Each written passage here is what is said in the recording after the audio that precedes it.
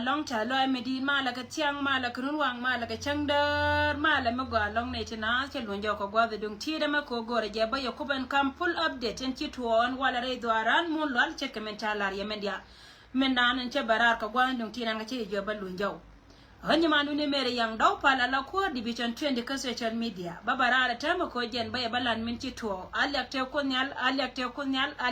nyal ka ko gwa ni chiang kod gwage kareb goide rode kache yaw a jantade ka kuy ka mechie ka wona babarar ka mentiro la ray doaran ala wo jen kenya makana wo ka information dan ci gad kontin konata wan kor na warun kor ci dom na ka ta badak en baba da pe na ka ta wal kel mo ka ta warew ci kan ner ci kana kamanta me go chaje la go ba community dien ba lar male kallar kene go te loida lon ko yen chung yen kel ko kenno konon tame ta loida dido ko kola ne ya nen na yare palukun kane na yare logdu na luaka ye ka chobe yana ka telefone amani sa poda kam yana jen chunga ya kel ka tenu kun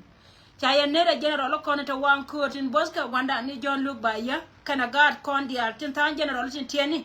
a waka gatin konon chalke de mbortin ganga mondian molal jawana na bakam konta me atana na chite ka korchet ka meshi angai ne tiang ngo chi ene meche jien ene meche was wini diatin konte tire loka la wojen gore jeder wodar mechal ke Nyirol County la wojen gore jeder wo dor mechal ke Nyirol County ka re doran kallan kendere wachwa an gwada mo chi gad koni chu ngai ba ka cha chabde cha chu jeba ken kan dia la wojen chwa chu gor wo kan dub dia te ko ne de ben gaje chine konti ka tin me ku yanane na lago tiang me la bara loyero ken pankien tega na korien ba menan ke ta badak ci kor chirom kama ne ne tin konon chal ke de ni kuma selbe ke american de no kon good news jene ne kanaitin dia lo kon ci ben ka dubke nang dok tin kon gor ka je wajende ka ben dor mi chal ke Nyirol County de dor mi chal ke lanken me cha dul wale me tas ka ni wal dul wala me taska dul wala me cha chungni wala naitin borju ko changwa me cha da kan karinyal gor kan de kan tilan ke no nyaka me chol kan ga che ka tan cha lat ka wat we dor me chal ke wal ga jen kan gad kun kan no lu go ci ko te magay na che lat de ne wor me chal ka sarwa kin ma ya dit cha ka press a gad kun me la ne ya lar ye go jen kan gad kun kan ga jo ne go kan re ka ro ka gad kan gad kun kan ka press ni wan ci kor mi di te nyenya long ka tong dang jop tin kone ci ben ka do banana be ka wur mi chal ka ma bodol kane wur mi chal ka ibol ma kuy ka tunga nana je ka wur mi chal ka ma kal kon kane wur mi chal ka Johnson uloy kane ken di altin kone jel kel ka jen ci gad kun ci kan kor mo ga cha tera kan di al cha ka joya kan anta ma rai to dana ma kwalar ye wo jen ci kor mo ga nana cha tera kan te ka kwatu go di cha gar ba kan chicken tek charkel ke dundian kan da kono charkel ji kume yen cha wanga ken cha wanga la wo cha pet ka jen ba cha mai to go to wana ken wuri janga cha mai cha ya cha mai tin kontin la mai ken tin bum na ken tek tin kono na kan na da ken te ka mai to go da cha gar larna gad kon larna ka shukren kala na cha la da ken kala na ko da la na jata lo yan par kon korgan kon ka je chikana lara go wo chwara dier kon bum na ya tet ray community ka dan doran mo lol kan ida kono ci bentin ray dien ba ngay wo ci ka bere nas no ma mi ci ko delet ko kono te maray doar mi chal kay Nyirol County kanetin kono ci waray de ka bada la wo jera maka jall ko lim nak gwal ne dialo kono ci bile mention ka liep ko na go ni dialo ko ne chebile men chona kan gat kon mano go jen na jen de yana ne chura ilo ka ke lu chara long ka nyirol ko ni chenge da ne cha ka gwen chike no go go cha na cha ka jo chet ka ra la ke ken ka social media no jen ni chelo go ai go chi ai go chara ai don mi chal ke lo nwer ka kui ka me chi ko ne cha ka cho mo ko ka la jel ka ke el chi ka rom ala wala kana gora na gwa ba o ye pinya ken ba jika dial ba ko ru ken do ko la nyam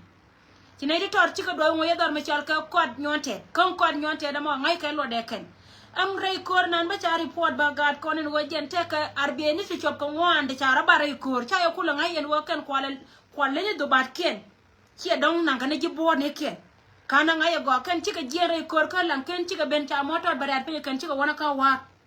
ngo de mi chika wona ba ngai ka je ken gad konen la wo bit na itin konen go ka do ba mo ken pan ken ba ka nyoka mi je ka ken ante me sebele joni ye woto ngudi ka jalna na teka ke lakin men biya ngaya go wo kan dupken di altin kono be ka kare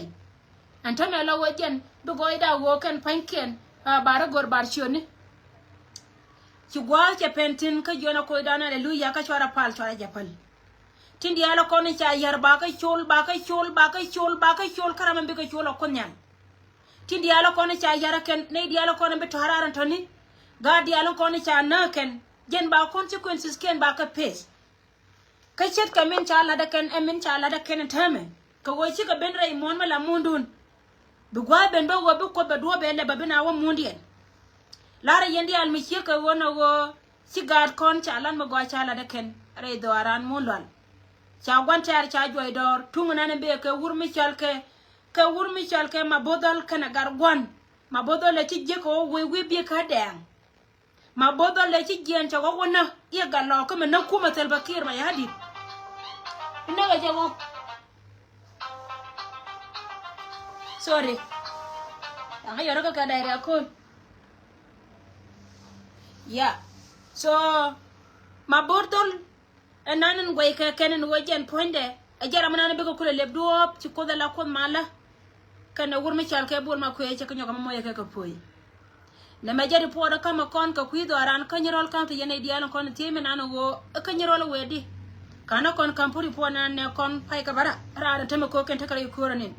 siga long wadi nan takatin badwang de na core enemy chakari awre ruob bwana na takatin dungdo wajen nei to kon jelo ka kel kan yanga kon mu wa ko nyoka minyo ka do ba gad kon ba gwa bi ko wotin ngode still ba tiam ne ndeng dit pin ajari pona lara korona mo ka kui ko ni tore do arare loko en go choko te magai na chela ka bang wode wona mo ci gido arte kon te cha weje ni china da chika dwal ka jen chika lunja ka choko ka moy ka bom le ne bom angel ka wur mi chal ka tara ki ma yadi kana wur mi chal ka wulun riete kon te cha la chika me lar yi go yen tora ga kan choko ka luen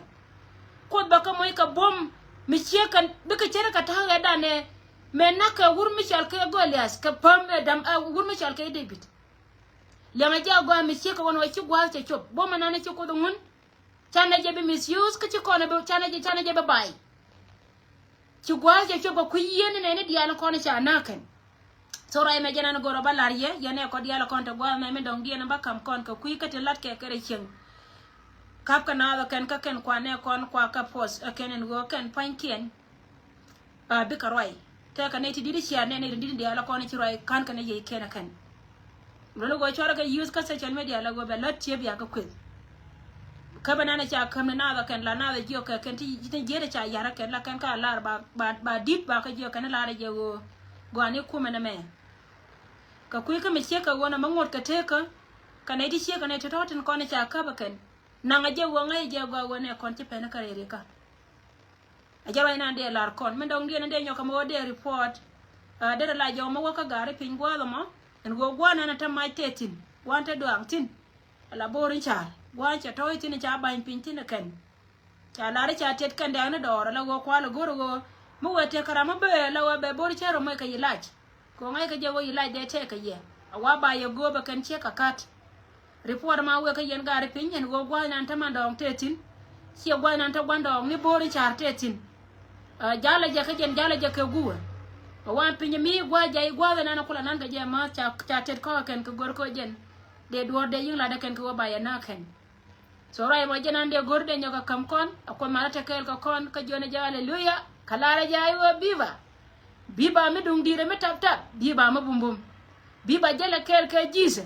bi ba che jel kel ka ku gweni bi ba jen tiama ku bale ci gwato ka gwalu manati ci gwato ka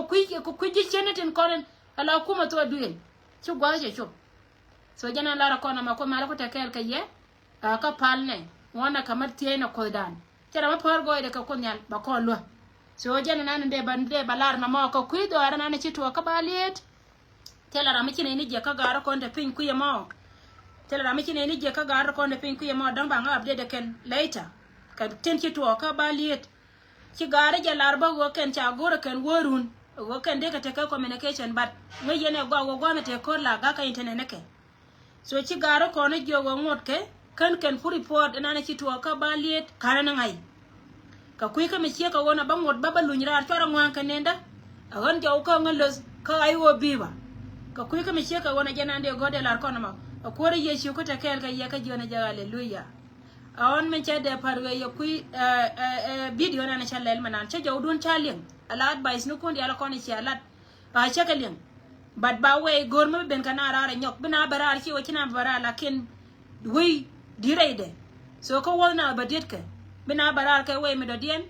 che ko men ko ndi a che ka nen amanti ndi ala ko ni ci anga chop ka ke ko mala ko te kel ka ye ka jona ja hallelujah amen